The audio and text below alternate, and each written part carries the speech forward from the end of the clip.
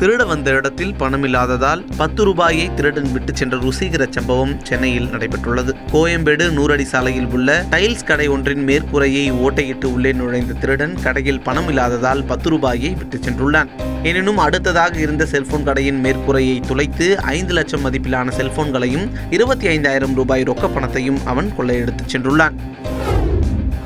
நாகை மாவட்டம் தரங்கம்பாடி தாலுகா செம்மனார் கோவிலில் இன்று பாஜக செயற்குழு கூட்டம் நடைபெற்றது.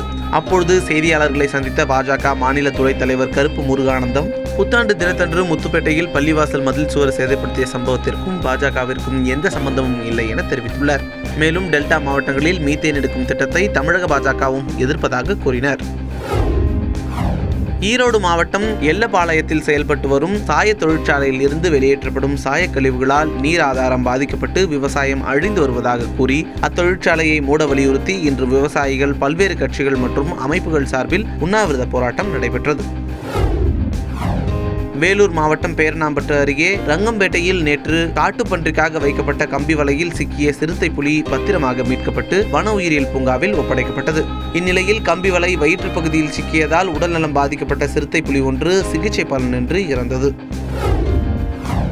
சென்னை திருவல்லிக்கேணியைச் சேர்ந்த பாலச்சந்திரன் குடும்பத்தோடு கோவிலுக்கு சென்றபோது மேல்மலையனூரில் எதிர்பாராத விதமாக சாலையோரம் இருந்த மின்கம்பத்தில் வேன் மோதி வேனில் பயணம் செய்த 7 பேர் படுகாயமடைந்தனர். அவர்கள் உடனடியாக அரசு மருத்துவமனைக்கு சிகிச்சைக்காக சேர்க்கப்பட்டுள்ளனர்.